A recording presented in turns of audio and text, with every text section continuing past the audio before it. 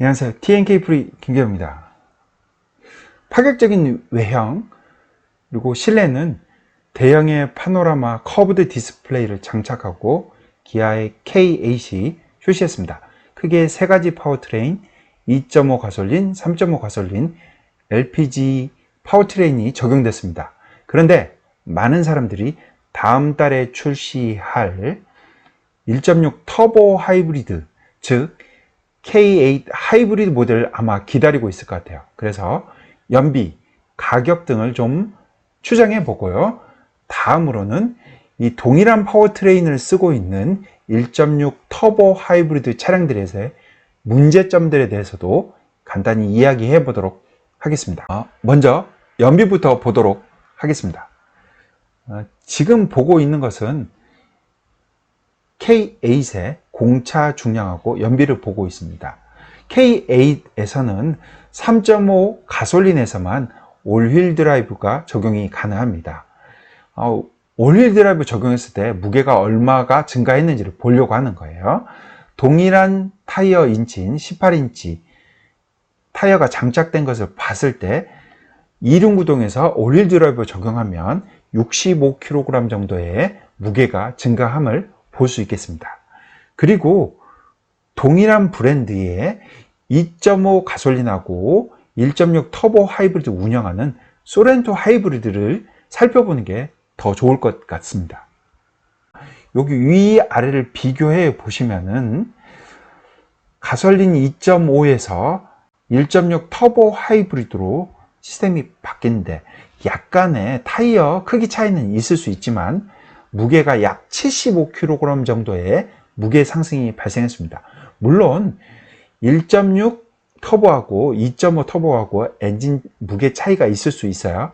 하지만 하이브리드 시스템에는 하이브리드 파워트레인이 추가적으로 더 들어가게 되는데 배터리, 모터를 구동하는 인버터, 또 전력을 변하는 DC-DC 컨버터 등 이런 하이브리드 파워트레인이 추가되다 보니까 무게가 약간 상승하게 됩니다. 보니까 75kg 정도의 무게 상승이 발생함을 확인할 수 있겠습니다. 그런데 동일한 파워트레인, 그러니까 2.5 가솔린에서 2.5 가솔린 올휠 드라이브로 바뀌는 데는 65kg 정도가 증가했고, 반대로 소렌토 하이브리드에서 보면은 60kg 정도의 무게 증가가 발생했습니다. 앞에서 봤다시피 K8에서도 3.5에서 2륜구동에서 4륜구동, 그러니까 2륜구동에서 올휠 드라이브로 바뀌는데 65kg 정도의 무게가 증가했어요. 따라서 2륜구동에서 4륜구동 올휠 드라이브로 바뀐 데는 60에서 65kg 정도의 무게 증가가 발생한다고 확인할 수 있고요. 이를 통해서 이렇게 볼 수가 있게 되는 거죠. 가솔린에서 2.5 가솔린에서 1.6 터보 하이브리드는 75kg, 2륜구동에서 4륜구동 올휠 드라이브로 바뀌는 데는 약 65kg 정도의 무게 증가가 발생합니다. 이것을 근거로 해서 K8 2.5 17인치가 적용된 공차 중량이 1540kg에 나옵니다. 따라서 하이브리드를 적용하게 되면 동일 인치 타이어라고 한다면 약 차량 무게가 1615kg이 돼요. 그리고 이 하이브리드에다가 올휠 드라이브까지 적용한다고 하면은 1680kg이 됩니다. 근데 이것을 소렌토 5인승 17인치 타이어가 적용된 하이브리드 시스템하고 비교해 보면 K8 하이브리드는 1615kg이고요. 반면 소렌토 하이브리드는 1775kg이에요. 이 두 개의 공차 중량의 무게 차이를 비교해 보면 무려 160kg 정도가 차이가 납니다. 그러니까 대략 150kg 정도의 무게 차이가 나게 되거든요. K8 하이브리드가 150kg 정도가 더 가볍습니다. 그래서 제가 추정할 게 약 이 정도, 16.5 정도의 연비가 나올 것으로 추정합니다. 물론 SUV도 아니고 세단이다 보니까 더 공력 성능 면에서도 더 혜택을 받을 수가 있어서 연비는 더 좋게 나올 수가 있게 되겠습니다. 다음은 두 번째는 가격입니다. 가격은 소렌토 하이브리드, 소렌토를 보면 좀 적합할 것 같아요. 예를 들어서 2.5 가솔린에서 하이브리드로 바뀌는데 비용이 어느 정도 추가되는가를 보면 예측할 수가 있겠죠. 지금 보고 있는 게 소렌토 2.5 가솔린에서 하이브리드로 동일 트림에서 변환, 동일 트림으로 바뀌었을 때 가격 변화입니다.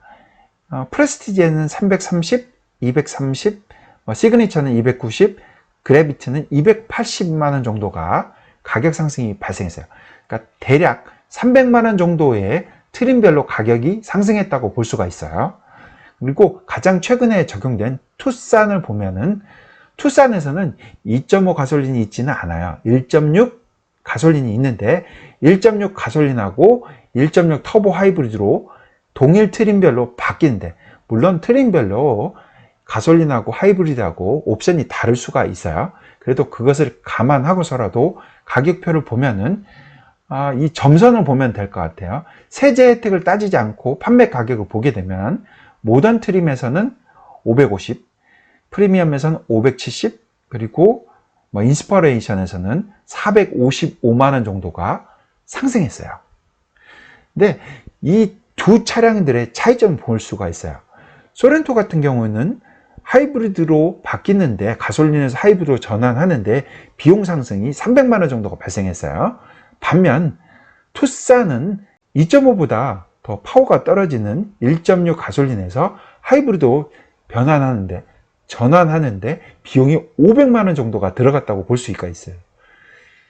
결국 비용 차이는 세제 혜택 때문에 발생한 거라고 볼 수가 있습니다. 투싼 하이브리드 같은 경우는 친환경 차량 세제 혜택을 받을 수가 있었고, 반면에 소렌토 하이브리드는 친환경 차량 세제 혜택을 받을 수가 없었어요. 그래서 소렌토 같은 경우에는 가솔린에서 하이브리드로 변환되는 그런 비용 상승 부분을 좀 상당 부분 줄여준 거죠. 소렌토는 하이브리드임에도 친환경차 세제를 못 받기 때문에 그만큼 못 받는 세금에 대해서 가격이 낮춰진 거고요. 따라서 K8 같은 경우는 공차 중량도 소렌토보다 더 가볍기 때문에 충분히 친환경 차량 세제 혜택을 받을 수가 있을 것으로 보여집니다. 그래서 이번에는 가격이 약 500만원 정도까지 상승하지 않을까 생각합니다. 최종적으로 제가 봤을 때 2.5 가솔린이 있어요.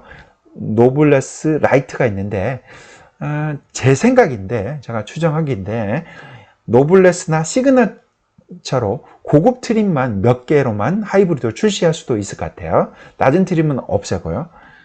좌우지간 가격을 500만원 정도 하면 약 노블레스 라이트 같은 경우는 3,840만원 정도의 하이브리드 가격이 나오고요. 노블레스 같은 경우는 4,075만원 정도. 낮은 트림을 없애버린다고 하면 결국 노블레스 같은 경우는 4천만원 초반대의 가격이 예상됩니다. 그리고 가격하면서 추가적으로 더 알아둘 게 있어요. 올해 2021년 7월 2일부터 친환경 차량 세제 혜택이 적용되는 법규가 바뀌게 됩니다. 5월 달부터 사전 계약을 받고 출시하게 되면 7월 1일 이전까지 출고되는 차량에 대해서는 이전의 친환경차 세제를 받게 되겠고요. 7월 이후 출고되는 차량에 대해서는 친환경 차량 세제 혜택이 변환된 부분에 대해서 받게 될 것 같아요. 따라서 제가 봤을 때는 올휠 드라이브를 하이브리드 시스템에 적용시키셔서 연비가 하락해도 충분히 2021년 7월부터 1600cc에서 2000cc 사이이고 중형급 차량이기 하면 연비가 14.3으로 바뀌었기 때문에 예전 15.3에서 14.3으로 적어졌기 때문에 K8에 올휠 드라이브 시스템을 적용한다고 해도 연비를 만족시킬 수 있을 것 같아요. 따라서 친환경 차량 세제 혜택도 받을 수도 있을 것 같아서 K8 하이브리드는 올휠 드라이브 시스템도 적용될 수도 있을 거라고 봅니다. 이럴 수도 있어요. 7월 1일 이전까지 출고하는 거는 이륜구동만 출시하고 하이브리드 시스템으로 7월 1일 이후부터 출시하는 거는 올휠 드라이브가 적용된 하이브리드 차량을 내놓을 수도 있을 것 같습니다. 그리고 마지막입니다. 동일한 파워트레인 1.6 터보 하이브리드를 사용하는 차량들의 문제점들에서 열거했습니다. 저도 1.6 터보 하이브리드가 적용된 소렌토 하이브리드를 1년 가까이 주행해 왔기 때문에 이런 문제점들에 대해서 잘 알고 있습니다. 이제 가장 첫 번째가 헬기 소리입니다. 헬기 소리는 주로 겨울에 많이 발생합니다. 차량 내부에서 연료에서 발생하는 증발가스를 모아서 다시 엔진에다가 주입하는 방식에서 추가되는 퍼지 펌프가 있음에 따라서 이거에 따라서 헬기 소리가 나요. 근데 요즘처럼 날씨가 따뜻한 데는 잘 찾아볼 수가 없는 상태예요. 그러니까 추워지면 그 증상이 심해진대. 이런 문제가 있었고요. 또 다른 문제는 하이브리드다 보니까 엔진이 돌다가 또 멈추게 되고 또다시 엔진이 돌다가 모터만 가동하게 되고 이러다 보니까 벨트가 가동했다가 멈췄다가 이렇게 돼요. 그래서 여기에 따라서 벨트의 균일하지 못한 품질로 인해서 소리가 찍찍거리기 났다 안 났다 이런 일이 발생했었습니다. 그리고 하이브리드 시스템이 아까도 말했듯이 엔진이 동작하고 말다 보니까 배기가스가 압력에서 밀어내고 안 밀어내는 경우가 있어요. 모터로 구동하다 볼 때는 EB 모드로 동작할 때 이런 거에 의해서 머플러 안에 수증기가 차서 물이 차서 결국에 동파하는 현상이 발생하기도 했었어요.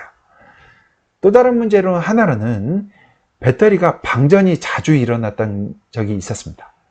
이런 문제점들에 대해서도 상당 부분 수정할 수도 있겠지만 수정이 쉽지 않은 부분도 있기 때문에 이런 부분도 잘 아시고 차량 구매에 참조했으면 좋겠습니다. 소렌토 하이브리드를 제가 작년 7월부터 올해 3월까지 운행한 누적 연비가 15.7입니다. 실질적으로 연료를 주입하고 나서의 누적 연비이기 때문에 K8 하이브리드 같은 경우는 이것보다는 훨씬 더 잘 나올 것으로 보입니다. 실제 연비가 1년을 통틀어 봤을 때 겨울과 봄, 여름, 겨울 다 해서 1년 동안 주행했을 때 편안하게 교통 법규를 지키면서 속도를 지키면서 주행하게 된다면 제가 봤을 때 연비는 이것보다 대폭 상승한 17에 가깝지 않을까 제가 판단하고 있습니다. 오늘은 이렇게 다음 달 출시하게 될 K8 하이브리드에 대해서 잠시 살펴봤습니다. 감사합니다.